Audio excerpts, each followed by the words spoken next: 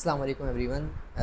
This is Dr. Suhail Ashraf, and today I am going to talk about a very common disease which is called malaria. Right?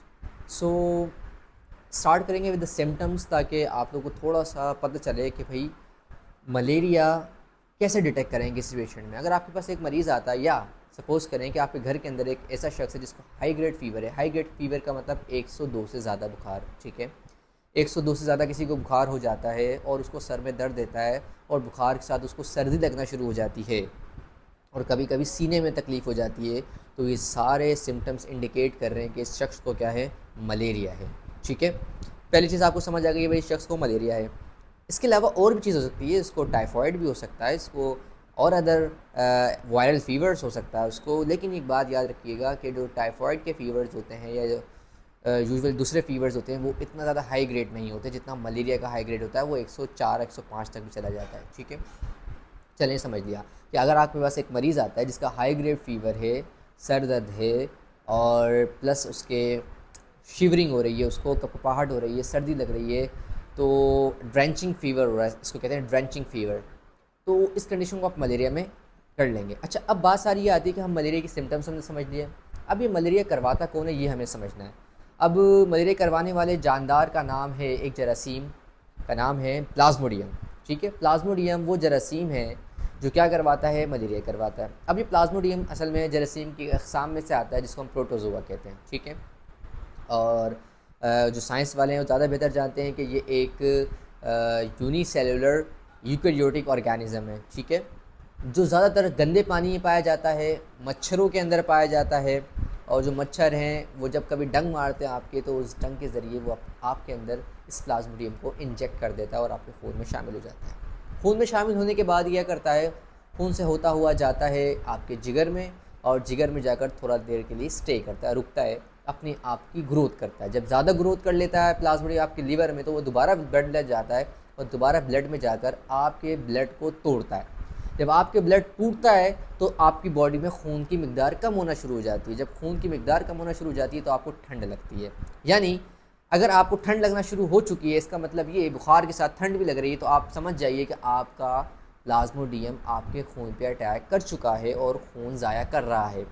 इसमें आप देखेंगे usually जो malaria वाले मरीज़ होते हैं वो पीले पड़ जाते हैं क्योंकि उनमें खून की कमी होना शुरू हो जाती है। खून को तोड़ना कौन शुरू करता है, ये प्लाज्मोडियम। तो जो मलेरिया वाले मरीज़ होंगे उनमें खून की भी कमी होना शुरू हो जाती है। ठीक है, उनके प्लेटलेट्स भी कम आएंगे, उनके रेड ब्लड सेल्स भी कम आएंगे, तो ये सारी कंडीशंस होंगी। ठीक है, अब हम बात करते हैं कि कितने तरह के होते हैं जो बीमारी कॉज करते हैं मलेरिया की। बेटा ये जो जरासीम में 4 तरह के हैं। एक है प्लाज्मोडियम ओवेल, स्क्रीन पर मैं सारे नाम शो कर दूंगा। प्लाज्मोडियम ओवेल नाम है, Plasmodium vivax, Plasmodium malariae and Plasmodium falciparum. Right, इनमें सबसे ज़्यादा जो हार्मफुल है वो प्लाज्मोडियम फैल्सिपेरम।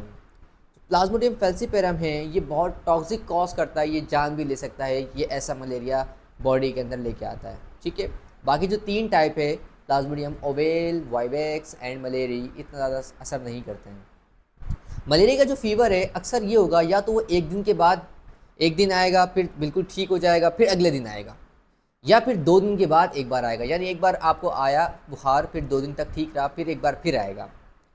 अगर आपको इस तरह का बुखार हो रहा है कि वो एक दिन आता है और अगले दिन फिर ठीक हो जाता है, फिर अगले दिन आता है, तो समझ लीजिएगा, या फिर हर 12 घंटे में आता है और हर 12 घंटे में चला जाता है, समझ लीजिएगा आपको प्लाज्मोडियम फैल्सिपेरम वाला मलेरिया है और ये ज़्यादा नुकसानदा होता है, इस पर तवज्जो देने की ज़रूरत है।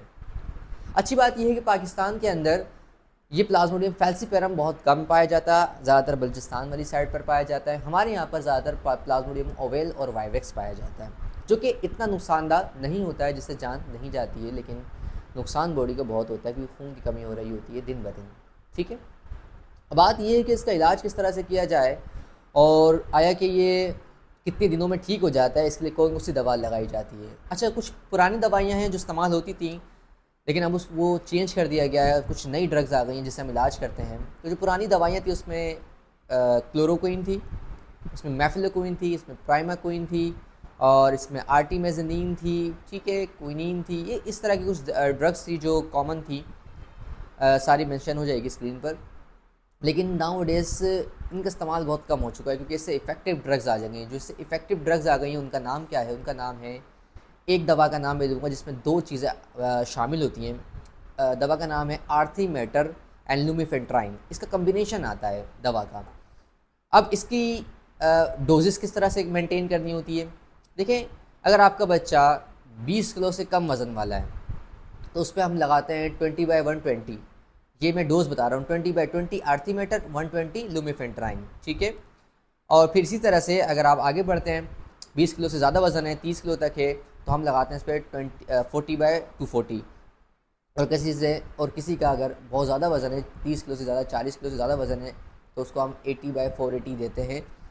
और ये बीडी चलता है। बीडी का मतलब होता है बाइस अ डे, यानी कि एक सुबह और एक शाम दवा दी जाती है। इससे 3 दिन तक लगातार इसकी डोज है, 3 दिन के अंदर मलेरिया आपका क्या हो जाता है, ठीक हो जाता है। अगर सपोज़ करें मलेरिया आपका ठीक नहीं होता है इन दवाओं से जो मैंने आपको यहाँ पर मेंशन की है, तो आप लाजमी है कि अपना मलेरिया का टेस्ट भी करवाएं, साथ साथ टाइफाइड का भी टेस्ट करवाएं, क्योंकि साथ साथ टाइफाइड भी आपको हो सकता है। मलेरिया के साथ टाइफाइड भी हो जाता है, क्योंकि टाइफाइड के अंदर भी क्या होता है, आपको इसी तरह का बुखार होता है, लेकिन बुखार का पैटर्न अलग होता है, बुखार थोड़ा कम होता है, लेकिन टाइफाइड में भी ये सिम्टम्स आते हैं। साथ साथ कभी कभी डायरिया भी लग जाता है टाइफाइड में। तो कॉन्स्टिपेशन, वो टाइफाइड को हम अलग से एक जगह डिस्कस करेंगे, पूरी एक लेक्चर वीडियो बनाकर उसके इलाज किस तरह से किया जाता है वो देखेंगे। अच्छा, मलेरिया के लिए जो खून का टेस्ट होता है वो आईसीटी मलेरिया कहलाता है। आईसीटी मलेरिया या फिर मलेरिया सीरोलॉजी या फिर thin film and thick film, ये दोनों भी होते हैं। फिर ठीक है, जो आपको मर्ज़ी चाहे, मार्केट के अंदर 700-800 रुपये का ये टेस्ट हो जाता है। और पहले मेडिसिन लगा के देख लें, अगर आपका इलाज इससे मुमकिन हो जाता है तो आपको टेस्ट से पैसे खर्च करने की ज़रूरत नहीं है। अगर इलाज सही नहीं होता तो फिर आप मलेरिया का टेस्ट नहीं करवाएंगे, फिर आप टाइफाइड का करवाएं, ज़्यादा बेहतर है। ठीक है बेटा, खुदा हाफिज़। सभी के लिए अपना ख्याल रखिएगा। अल्लाह हाफिज़।